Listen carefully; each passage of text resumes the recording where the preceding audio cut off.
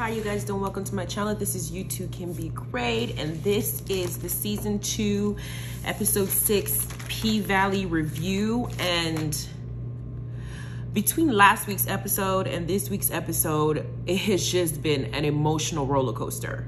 I'm waiting for the, besides the little scene, hot steamy scene between Autumn and Andre, finally, that we've been waiting for 2 seasons. Everything else was just so gloomy.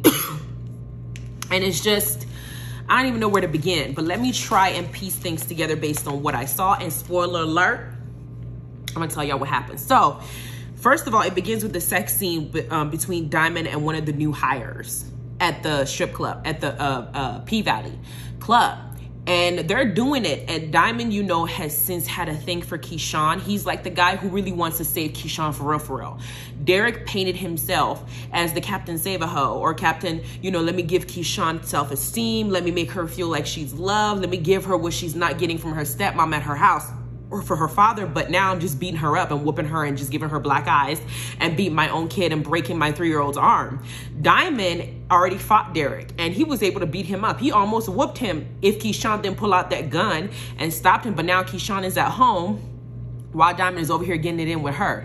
The way that these scenes are designed, when they have little sex scenes, it is so steamy. Oh my God. Because we see Diamond looking and he's trying to look at her, but he sees Keyshawn's face. And so he flips her over so they can basically finish what they started. And this girl turns around and says, "You always coming in a condom. I want it in my mouth." I said, what? Whoever wrote these scenes spared nothing. They spared us nothing. They tell us everything. We see everything, no matter who it is that's doing what. So, and then on top of that, I wanted to acknowledge that her sex face was horrible. It was 100% hideous. The sex face of this girl. Without her sex face, she's pretty. With the sex face, I was just like, oh my God, this is not a good sex face. Just so you know, as far as acting goes, change that face. It's not good. But she basically lets him know that she wants him to keep his eyes open, because in her mind, she doesn't know that he's picturing somebody else, because it hasn't been a scene yet where she's met Keyshawn or seen Diamond interact with her. So she's aloof. She thinks that he really wants her. She's so hot when Diamond wants to do her in the face of Keyshawn. Hey y'all, to get a taste of this delicious meal, go ahead and check out my OnlyFans page for recipes in the description box below. You find the link. Yes. Then we got the next scene. We got Lil Murda and Big Teak. Lil Murda and Big Teak, their relationship is kind of becoming was a huge deal. Last episode, we saw Mississippi's background. We were able to see Keyshawn, Mississippi, Crooked Letter. We really got to see like how she got to where she got. This episode, we got a little bit of background on Big Teak and basically why he's falling apart. Because y'all, if y'all paid attention to all the episodes, Big Teak has been gradually just deteriorating. He's constantly angry, he's upset, he's depressed, he's unhinged. And we thought that because the love situation between him and Lil Murda, there was something behind that. But then the more we hear about his story, we realize that, Big Teak has gone through a lot. He's been in prison, I think, since 1994, according to what he said. I know that this episode, PValley is supposed to be older. The date for it is a bit further down, but still. So Big Teak is watching Lil Murda. His career is booming. His rap music is getting out there. He went out and bought his little lover a car. Obviously, because we know they're lovers, but because this little rapper has to keep his image a certain way, they don't know. But Big Teak was looking at Lil Murda and he was ready to cry, because probably the many times he spent behind bars, nobody has been considerate or caring enough to do something like this. And Lil Murda happened to save face, keep his face like, yo, you be all right. But he knew damn well that he loved seeing Big Teak, and how Big Teak felt when he bought his little boo a car. Then we have Big L, Uncle Clifford, and Autumn at PValley. And we have since learned from last week's episode that Autumn is planning on putting the club back on the market. She just bought it and now she wants to flip it because the casino is still coming to town and she's about to get 10 million for this. And she's like, well, you can build this anywhere, but I'm gonna take this 10 million and keep myself rolling to make this money. Obviously they're all pissed off because this is where they make their money. They don't want to, figure stuff out. But Autumn is very selfish, as we can see. She's for herself. I can't blame her for wanting to make 10 million, but dang, girl, you could have at least let them know instead of doing it behind her back. So they're mad at her. So she's taking a shower. getting ready to go to Andre's mayor running show, where he's gonna market himself to be the future mayor of Chucalissa. And she's getting showering. They just turn the water off, being so petty. Then we have, they're in the barbershop now. We got Big Teak and Murda. Big Teak is getting a nice hair done. Now, y'all know the old-fashioned barbershop where you go to where they were so bold, they were actually putting fire in the tip of your hair to make it look a certain way. I was in shock. I was like, what kind of training you got to where you can put fire on my hair but not burn my scalp? That was skill. I forgot how it was back then. They really had some serious skills. You know, it takes years for somebody to be a barber, but only months for somebody to be a police officer in this country. Just saying. Then we have Keyshawn calling Lil Murda while they're at the barbershop, and Keyshawn basically letting Lil Murda know that Rome basically tried to attack her. And that she kind of put it in so many words, like Rome tried to attack her. She's sitting at home and you see her with this big old black eye from what Derek did to her last episode, dragging her. He completely beat the heck out of her. And y'all saw the iron that he wanted to use to actually burn her face. But her face is how she makes her money. So he spared her that, but he bruised her enough to where she's got to stay home and heal. Lil Murda hasn't seen her face. Big Teak hasn't seen her face. Wody might end up actually killing Derek because he's also falling for Keyshawn as well. So Keyshawn says this is what happened, and she also said that she let Wody know about what Rome tried to do, and Lil Murda is slowly piecing it together, like they just heard that Rome died, and now he's telling Keyshawn, well, then I'm glad he's dead, but how did he die? Like, and who did it? Like, how did this even happen? So he hasn't quite gotten the whole gist of it, but he's getting a little bit of an image of what may have occurred. So then we get to Shell and Mercedes. Mercedes shows up to Shell's house because she wants to talk to her and obviously drop some groceries off and see her daughter, Terica. Where they make up these names, I don't know, but Terica is her name. And obviously Shell, whatever's going on with her life, she's breaking down and she's a full-blown alcoholic at this point. But even while Shell is a full-blown alcoholic, she has the nerve to still judge Mercedes. Mercedes is like, yo, I can take Terica off your hands for a little while until you get yourself together. And she was like, nah, at that club you know, out here running. At the end of the day, Shell's mental state right now is not the best for even parenting anybody. Mercedes is more of a fitting parent because she got her life together. However she makes her money, it don't matter. Terica's not up at the club. She has a house, she has a place. And Terica is not at home, and Mercedes is the only one that seems to know that Terica has a dude that she's running around town with. Meanwhile, Shell is looking for the next bottle with 2 decayed oranges. There were two moldy oranges in the fridge, all she had. How is this baby girl supposed to eat? Of course, you're going to find somebody else to feed her. So that situation happens, and Mercedes is now trying to find Terica, but on her way out, Coach Cedric calls her and makes it seem like he's in town. The arrangement is she comes over, they do like a little threesome thing with him and his wife. He pays her, and then she gets to go home. But obviously, she's making faces because she's not really feeling Coach. She wants to be with Coach's wife, Farrah. And she was like, okay, I can't wait to see you. I miss you. I'm going to say whatever I need to do to get these bands. Then we have Lil Murda and Big Teak. They're going out to eat, and we find out that basically this is their version of what we call a date for the first time. They're eating, they're talking, and all I keep thinking is either Big Teak is going to kill himself or is going to kill Uncle Clifford. That's the entire time they're talking, because Big Teak actually asked Murda, you know, you moved on. After you left prison, I was still there, you moved on. So who's this Cliff person that you're talking about? And Murda's talking about Cliff and basically lets him know that he doesn't judge him or her for whatever, you know, how he, you know, himself. He basically wants Cliff for who he is. And at the same time, he also messed up. So he basically let Big Teak know that this is what it is. And Big Teak knows that Murda's not in love with him, not to the extent of, you know, what he feels for Clifford. So he's like, okay, cool. There's a scene where Murda tried to kind of smooth things out by touching his hand, and he kind of retracted a little bit because he's not delusional. He knows what it is, and it was kind of sad at the same time, but it's nice to know they can actually discuss things openly, you know. So we get to Mississippi trying to miss Crooked Letter Keyshawn at her house, and Derek says he's gonna go out and try to find a job. You know, he's been trying to find a job since season 1 and he ain't find none. Whatever's in his background or whatever he did, he is incompetent when it comes to work, and he's never able to get one. There's something about him that just doesn't get anyone. So you got him saying he's gonna go take a shower, prepare, and he's looking at Keyshawn like, you wanna get in the shower with me, with her full face like completely covered, blackened, black eye, like he beat the crap out of her. He's looking at her like, you want to join me in the shower? This type of abusive narcissism is epic. You looking at her face, you can see the damage that you did, and you want to ask her if she want to hop in the shower with you to what? Do you? Derek is full of himself, and I think that the type of damage mentally he's done to Keyshawn, he doesn't believe that she'll ever leave him. At the same time, he puts little things in play to make sure she doesn't leave, because she's like, no, I gotta wait for my face to heal. He doesn't care. He completely disregards it. He leaves anyway. And then Keyshawn gets the gun that Autumn showed her, the little pink gun. She picks up her kids, packs up whatever she wants to pack. She's trying to get into her car and leave, only to realize that there's something wrong with the engine. She goes to check, and this man already did whatever was necessary to make sure that she could not leave the house or take the kids. This is what control is, and this is an abusive relationship that will end up with Keyshawn being dead, or will end up with Keyshawn either dead or watching her children despise her for marrying or staying with a man like their father, who can break a 3-year-old's arm and bruise his back to the extent that he did. Girl, I don't know why you didn't use your phone and call Diamond and tell Diamond to come save you, because Diamond was able to whoop Derek.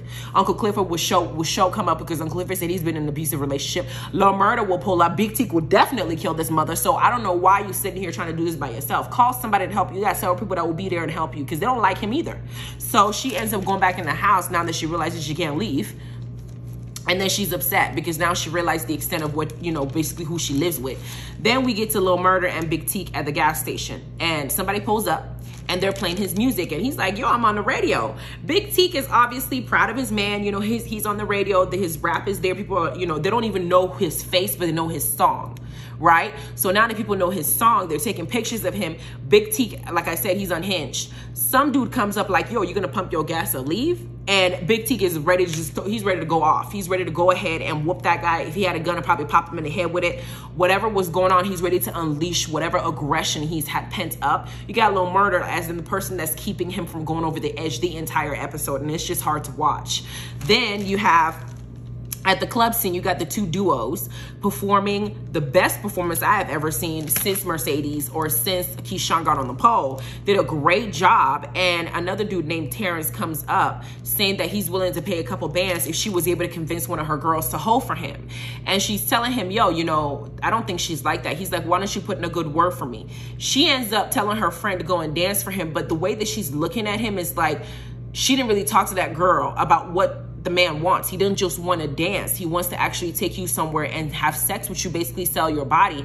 I don't think that she's down with that, because that's what she said. But this one is grimy. Like, what cut would she get for basically trying to pimp out her friend or somebody that's supposed to be her team member? I don't know the extent of her character. I'm hoping that they will dive into it. The redhead girl, the girl that used to be on Snowfall with the crackhead Wanda. I keep forgetting her name on this episode, on this season. If y'all know it, go ahead and tell me.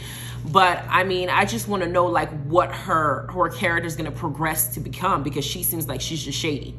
Then we have Andre at his mayor campaign making a speech for Chucalissa, because he wants to be the mayor of Chucalissa. And while he's making the speech, Autumn then snuck herself with a red dress in there, saying that she is Mrs. Seagram Watkins, basically Andre Watkins' wife. That's how she got in. She makes herself known by asking a question to Andre. Andre catches her with her little beautiful red dress and tells her, basically answers a question saying what his vision is for Chucalissa. And obviously nobody want her there. Some people who know that she's a stripper obviously want her at the building. She was smart enough though, after being kicked out, to make friends with a lady called Mrs. Baton or Baston, whatever. And it seems like that lady is the lady that's really wanting the casino to come to Chucalissa, and she's the main person to talk to. So she found her way back in and communicated that she's expecting a $10 million deal for the club. And it seems to be going her way, but she infiltrated what Andre was trying to do to raise money for himself. And she was like, I don't care about this dang town. So far as I get my casino, we don't care who the heck the mayor is.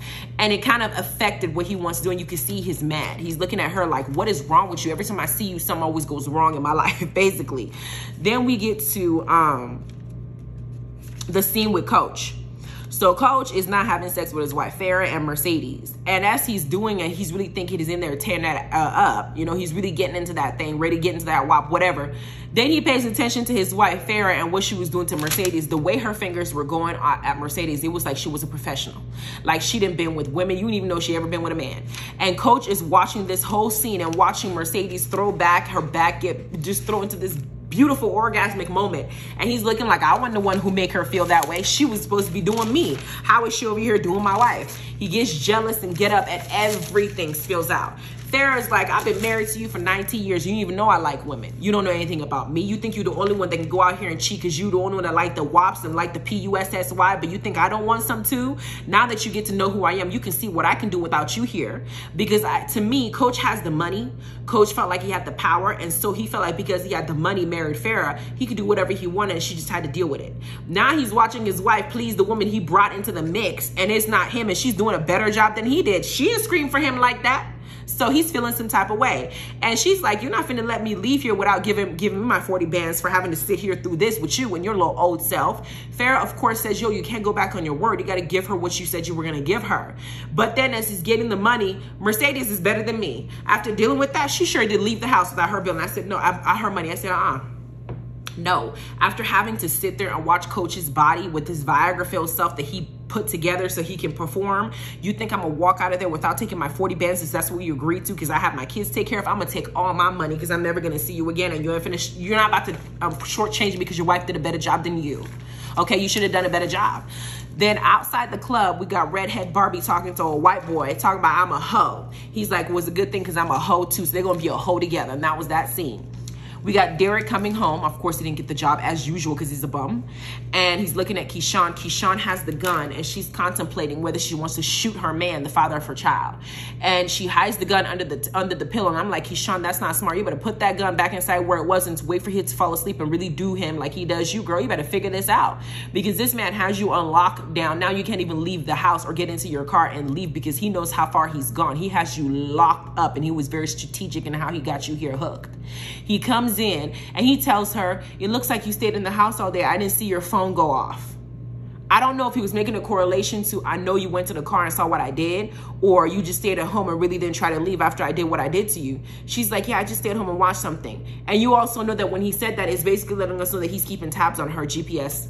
I'm like, this is crazy. This is, girl, you might have to just kill him. In order to get free, I would kill him. Not that I'm giving anybody suggestions on this. I'm just issuing a disclaimer. In this particular show, just based on me reviewing, that is a situation that needs to be rectified. Otherwise, she might end up dead, or he might actually kill the kids. Then we have Big Teak going to his former house. Lil Murder comes there, and as he's walking through the house, Murder calls Wody, and Wody basically says, you know, it's sad that Romo deed. And Murder's like, how'd you know that Romo deed? And it was like a hint, ding, ding, ding, ding, ding. Woda knew what he was doing, and Woda said, well, I just took care of it. In the meantime, you got Big Teak kind of having like flashbacks on what he saw as a child, and he opened up a closet, and it's like a little kid that looked like it was supposed to be him covered in blood, and he's seen things from a while back, and Murder is constantly having to pull him back to that place that he's always in, that dark place that his head goes to. Now you have somebody who have that kind of experience in that past, then go to prison, have that experience, then go to a hole, have that experience, their head is all messed up, they need some serious mental help, they won't want to, depression is a huge thing. Then we get back to the mayor mansion. I'm sorry, I just missed it. I just finished going over that. We had Lakeisha Savage, Miss Baston, and Autumn/Haley/Lakeisha Savage convincing Miss Baston to work with her and giving her the money she needs for the club. That scene passed. We show Uncle Clifford testing his aunt, and she's sweating up a storm and realizing that she probably got COVID, right? So the first thing he does is calls Toy, talk about, I knew there were no freaking allergies. Heifer. I'm like, dang. Then we got Haley, who snuck into Andre's house, and she's hiding in the corner with her cute self. Andre at this point is realizing that Haley has a lot of power over him, which is why she keeps getting away with a lot of the stunts that she keeps pulling, right? This time he's mad, and then when he tells her to get out, and then he looks at her and says, you know, I was the one who let you buy and win that auction to get that club. I was the one who let that happen. I could have called and done all these things to make sure it didn't happen. I was the one who wanted to give it to you because that's what you wanted, basically. So she tells him, you know, in a very sultry, sexy way, you got all the power, what you want me to do? If you see how quick the expression in his face changed from anger to like intrigue to completely turned on, he was like, take your clothes off. And she took it off. He's like, crawl to me. And she crawled to him. got up, and she's like, what you want me to do? Next thing you know, she's full on naked. She's pushing him. Their lips don't even touch. I'm telling you, these sex scenes are wild. She pushes him on the bed. He still has his clothes on, but she's taking off the clothes for the part that she actually needs to perform. She slips 2 fingers in his mouth, has him taste it. Then she gets down there and pleasures herself to get herself nice and moist. Then she hops on him, and she just begins to proceeds to ride him in a chokehold, and he's just loving every bit of it because he didn't waited this long.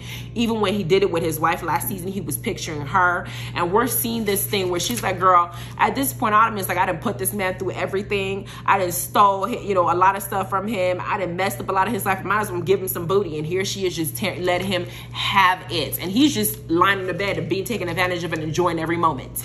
Then we have Big Teak and Lil Murder in bonding together. They're on the car that Lil Murder purchased for Big Teak as a gift, and Big Teak and him are talking. Lil Murder apologizes for years prior where he felt responsible for getting Big Teak in the hole.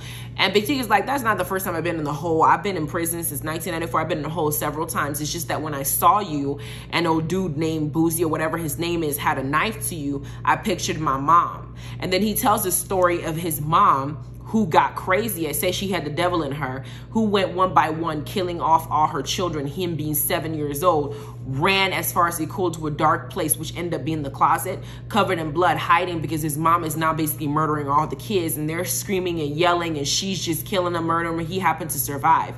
And I'm just thinking to myself, you go from seeing something like that that's so traumatic to ending up in some kind of gang situation. You got, you know, you have all these tattoos, you know, trying to be thuggish. You end up in prison. God forbid we know what happened to you while you were in there. Then from prison, you end up in a hole. He has not really had to deal with the very first trauma, and he's been traumatized constantly to the point where he's like, there's no light in me anymore. And you see Lil Murder doing everything he can to keep this man that he genuinely cares and probably loves back into this world, saying, yo, we have a future, we got to buy houses, we got money to make, we got this and the third, almost like he's talking to somebody that, you know, he's about to marry. And you got Big Teak now, him in the car. Big Teak is like, you got tomorrow, I just want to get today. And when he said that, I'm like, is he going to try to kill himself? Something doesn't seem right. But they get into the car. He tries to force Lil Murder out the car, or to try to tell Lil Murder, what you want me to drop you off at? Murder's like, I'm not going anywhere. I'm going where you're going. I'm staying with you because Murder knows something is off. Like something is going to go down with this man if I don't stay with him. Next thing you know, Teak pulls out the gun, puts it in his head, and yells at him to get out the car. Like, yo, if you need to leave. I'm trying to kill myself without you even witnessing. I'm trying to, you know, give you mercy because I'm done with this world. And he's crying, and Lil Murder is saying whatever is necessary to keep him alive. And he's saying, I don't have any more light in me. I'm constantly in the dark. I'm depressed. I'm angry. I'm hurt. You just feel all these emotions from his past, from his present, from what he thinks the future might hold. Everybody has moved on, and he's just left behind. There's nothing left on this earth for him. He's just so much always in his head and always in a dark place, and he just wants to let all that go.